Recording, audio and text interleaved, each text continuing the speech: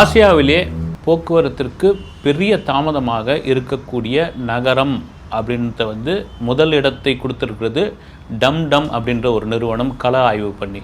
அது கேட்குறப்ப உங்களுக்கு பெரிய அதிர்ச்சியாக இருக்குது. அது சொல்லியிருக்கிற அந்த நகரம் எது தெரியுங்களா? நம்ம இந்தியாவில் உள்ள சவுத் இந்தியாவில் உள்ள பெங்களூரு.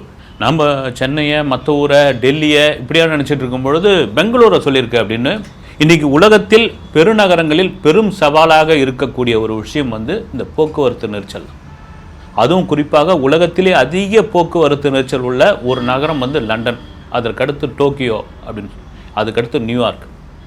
இந்த போக்குவரத்து நெரிசலை சரி செய்யறதுக்கு என்னென்னோ பண்ணி பார்க்குறாங்க.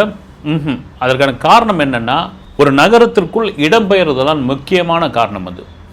ஒரு நகரத்தை நோக்கி மக்கள் மந்தையா திரும்ப திரும்ப திரும்ப வராங்கன்னா அந்த நகரத்தை நோக்கி வரும் பொழுது அங்கு போக்குவரத்து நெரிசல் ஏற்படும். அந்த நகரத்தை அவர்கள் சூழ்ந்து கொள்கிறார்கள், அவர்கள் ஆக்கிரமித்துக் கொள்கிறார்கள், அந்த நகரத்திற்குள் அவர்கள் குடியிருக்க ஆரம்பித்து விட்டார்கள் அப்படின்றார். இப்போ சென்னை கடந்த சில ஆண்டுகளுக்கு முன்னால் போக்குவரத்து பெரும் சவாலாக இருந்தது. என்னென்னோ பண்ணி பார்த்தாங்க. பாலம் கட்டினாங்க, அப்புறம் எங்கெல்லாம் நினச்ச போது பாலம் கட்டினாங்க. கிண்டியில் உள்ள பட்டர்ஃப்ளை பாலம் தான் மிகப்பெரிய சவாலான பாலம். நானும் அப்போலாம் ஒரு 85-86 காலகட்டங்கள்லாம் டிராஃபிக் எங்கே நிற்குன்னா ஃபோன் அப்போ கிடையாது. எங்கே நின்றுது டிராஃபிக் உங்களுக்கு அப்படின்னு கேட்டாங்கன்னு வச்சுங்க, கிண்டி ரவுண்டானாவில் நின்று போச்சுங்கன்னுவாங்க. ஏன்னா 5 முனையிலிருந்து வரக்கூடிய முக்கியமான இடம் கிண்டி. அதுதான் பெருநகரத்துடைய ஆரம்பம். அந்த பட்டர்ஃப்ளை பாலம் கட்டின பிறகு, அதன் பிறகு சின்ன சின்ன பாலங்கள் இதெல்லாம் தாண்டி சென்னையினுடைய மெட்ரோ வந்த பிறகு பெரும்பான்மையான போக்குவரத்து குறைஞ்சி போச்சு. ஆனால் இன்னும் அடங்கின பாடில்லை. சரி, இப்போ விஷயத்துக்குள்ளே வரும். இந்த டம் நிறுவனம் என்ன பண்ணுறாங்க, ஏசியாவில் 55 நாடுகளில் 118 பெருநகரங்களில் போய் கள ஆய்வு பண்ணுறாங்க. இங்கெல்லாம் எப்படி போக்குவரத்து இது இருக்குது, எப்படியெல்லாம் நெரிசல் இருக்குது, எப்படியெல்லாம் இங்கே மக்கள் சமாளிக்கிறாங்க, ஒரு கிலோமீட்டர் தூரத்துக்கு ஒரு வாகனம் நகரத்துக்கு எவ்வளோ நேரம் ஆகும், இதனால் மக்கள் எந்த அளவுக்கு சிரமப்படுறாங்க, இந்த போக்குவரத்து நெரிசலை தவிர்க்கிறதுக்காக அவங்க எப்படி வேலைக்கு போகிறாங்க, அந்த போக்குவரத்து நெரிசல்லேருந்து அவங்க தப்பிக்க முடியுமா முடியாதா, அந்த போக்குவரத்து நெரிசலுக்கு முக்கியமான காரணம் என்ன அப்படின்ட்டு ஃபுல்லாக ஒரு கள ஆய்வு பண்ணி சமீபத்தில் அந்த டம் நிறுவனம் வெளியிட்டிருக்காங்க. அந்த வெளியிட்டிருக்கிற அந்த பட்டியலில் இந்தியாவில் பெங்களூரு தாங்க முதலிடன்றாங்க. பெங்களூரை முதலிடமாக சொல்கிறதுக்கான காரணம் என்ன அப்படின்னா, ஏன்னா பெரும்பாலும் நம்ம அடிக்கடி பேப்பர்லேயும் நமக்கு செய்தித்தாள்கள் அப்புறமா டிவியில் வர ஒரே ஊர் பெருமாநகரம் டெல்லி தான். டெல்லியில் ஊர்ந்து போய் ஏற்கனவே அங்கே மாசு ப்ராப்ளம் வேறு ஒரு பக்கம் ஊர்ந்து போவோம். இதெல்லாம் தாண்டி பெங்களூரை சொல்கிறாங்க. பெங்களூர் நமக்கு தெரியும், பெங்களூரில் டிராஃபிக் அப்படின்னு. இங்கே நம்ம சென்னையிலேருந்து போகிறவங்க நிறைய பேர்லாம் கூட பார்த்திங்கன்னா விடியற்கால பயணத்தை கிளம்பிடுவாங்க. பெங்களூரில் நிறைய பேர் ஆன் ரோடு எடுக்க மாட்டாங்க, ட்ரெயினில் கிளம்பிடுவாங்க. அதுவும் குறிப்பாக பெங்களூருடைய விமான நிலையம் சிட்டியை தாண்டி 45 கிலோமீட்டர் இருக்குது. அந்த விமான நிலையத்திலேருந்து சிட்டிக்கு வரதே பெரும்பாடாக இருக்குது இப்போது அப்படின்றாங்க. அதற்கு காரணம் என்னென்னா, ஒரு மென்பொருள் நகரம். நீங்கள் ஒரு 35-40 வருஷத்துக்கு முன்னாடிலாம், 50 வருஷத்துக்கு முன்னாடியில் உங்கள் பசங்களாம் எங்கே படிக்கிறாங்க அப்படின்னா பெங்களூரில் படிக்கிறாங்க அப்படின்னு சொன்னால் அது ஒரு பெரிய விஷயம். நடிகர் திலகம் சிவாஜி கணேசனுடைய 2 மகன்கள் ராம்குமாரும் பிரபுவும் படித்த இடம் பெங்களூர் தாங்க. எதுக்கு காரணம் என்னன்னா, நீ பெங்களூரில் சாதாரணமாகவே ஒரு ஆளை எடுத்துக்கிட்டீங்கன்னு வச்சுங்க, அவனுக்கு 4 லாங்குவேஜ் தெரியும், 4 மொழி பேசுவான், பிரமாதமாக பேசுவான், எங்கே போனாலும் படிச்சுப்பான். நான் கூட சமீபத்தில் துபாய் போயிருந்தப்போ அதனுடைய ஹோட்டல் ஓனர் ஒரு பெண்ணை இன்டர்வியூ பண்ணார். எத்தனை லாங்குவேஜுமா தெரியும்னாரு. 4 லாங்குவேஜ்னு பெங்களூரான்னு கேட்டார். அடுத்த வார்த்தை ஆமாம் அப்படின்னு சொல்லி. இது தவறாக சொல்ல, நம்மள தான் தமிழ் படின்னு சொல்லிகிட்டு இருக்கோம். அப்படியாப்பட்ட அந்த பெருநகரத்தில் நாளுக்கு நாள் மக்கள் கூடிக்கிட்டே இருக்காங்க, வந்துக்கிட்டே இருக்கிறாங்க. பெங்களூர் ஒரு உருவாக்கப்பட்ட நகரம் அப்படின்னு, ஒரு மலைப்பாங்கான அந்த நகரத்தை உருவாக்கப்பட்ட நகரம் கெம்பகவுடா. விஜயநகர பேரரசில் இருந்த கெம்பகவுடா தான் அந்த நகரத்தை கட்டமைத்தார். ஆனால் தான் இந்த ஏர்போர்ட் முன்னாடி பார்த்தீங்கன்னா அந்த கெம்பகவுடாவுடைய பெரிய சிலை ஒன்று இருக்கும். அவர் தான் என்ன பண்ணுறாரு, இந்த மலைப்பாங்கான கொஞ்சம் மலைப்பாங்கான அந்த பகுதியில் ஒரு சின்ன நகரத்தை உருவாக்குறாரு. ஏற்கனவே இருக்குது ஒரு நகரத்தை உருவாக்குறாரு. அதன் பிறகு ஆங்கிலேயர் வந்த பிறகு அவங்களுக்கு அந்த கோடை காலத்திற்கு ஒரு குளிர்கால நகரம் தேவை இல்லைங்களா. நம்ம ஊட்டி, கொடைக்கானல், ஏற்காடு, இதை தாண்டி கர்நாடகாவில் சக்லேஷ்பூர்னு ஒரு ஊர் இருக்குது. அது ரொம்ப குளிரான பகுதி. அப்படியே அந்த கொடகு வழியாக மைசூர்லேருந்து ஊட்டி கனெக்ட் ஆகிடும். அப்போ ஆங்கிலேயரும் பெங்களூரை தேர்ந்தெடுக்கிறாங்க. ரொம்ப மலைப்பாங்கும் இல்லை, ரொம்ப சமதளமும் இல்லை, இந்த இடம் நல்லா இருக்கும் அப்படின்னு. இதெல்லாம் மீறி அந்த பெங்களூர் நகரம் உருவானதற்கு இன்னொரு கதை கர்நாடகாவில் கன்னட கதைகளில் உண்டு. அந்த சுவாரஸ்யமானது, உண்மையாக பொய்யா அந்த தாண்டி ரொம்ப சுவாரஸ்யமாக இருக்கும் அந்த கதை.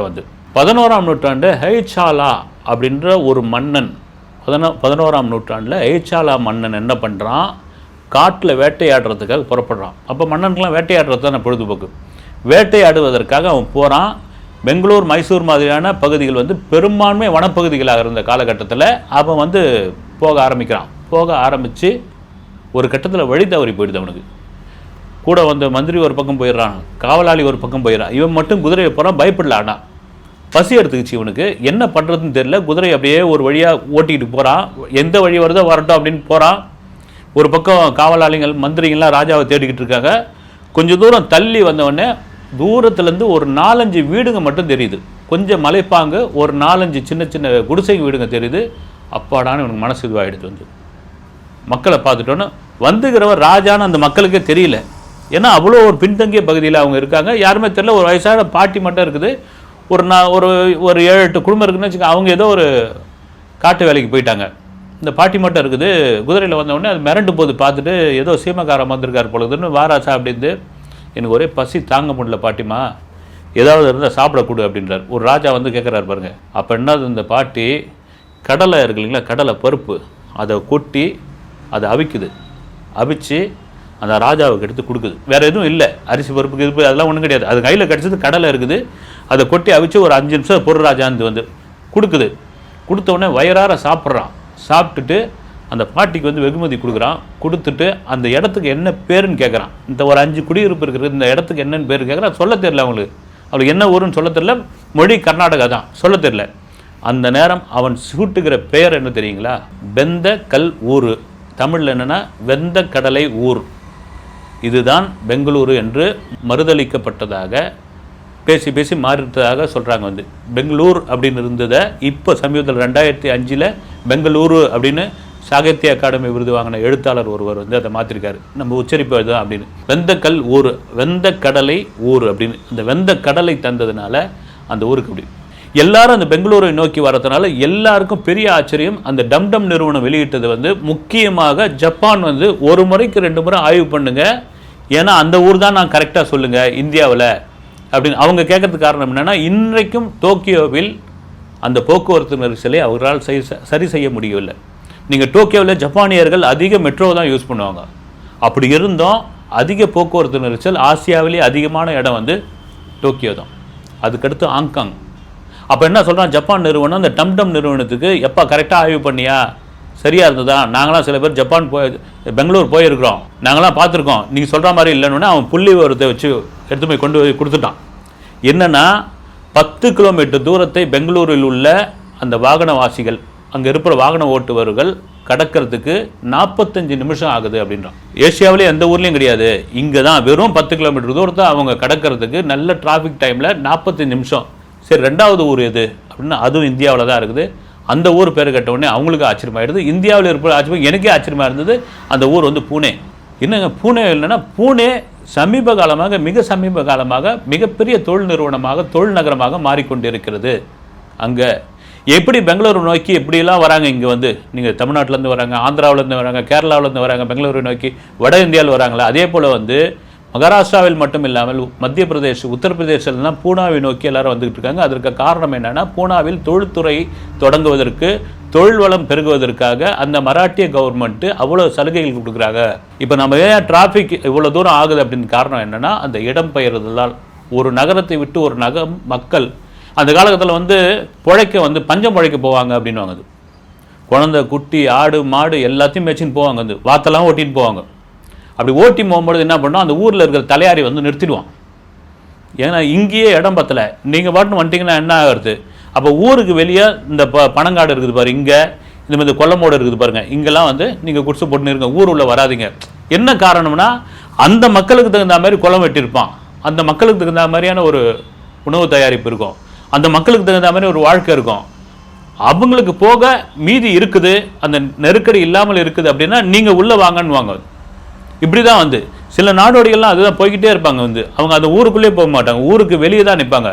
இப்போ என்னன்றான், இந்த நவீன காலத்தில் உலகத்தில் அதிகமாக போக்குவரத்து நெரிசலை இன்றும் சந்தித்து கொண்டு இருக்கிற ஒரு பெரும் மாநகரம் லண்டன் மாநகரம் தான். என்னென்னவோ பண்ணி பார்த்தாச்சியா, ஒன்றுமே பண்ண முடியல. அதுக்கான காரணம் என்ன, யூரோப்பில் எத்தனையோ நாடு இருக்கும் பொழுது லண்டனை தான் எல்லாரும் நோக்கி போயிட்டு இருக்காங்க. எங்கே போகிறீங்கன்னா லண்டனுக்கு தான். உலகத்தில் அதிகப்படியான அகதிகள் வந்து சேர்ற இடம் வந்து லண்டன் தான்.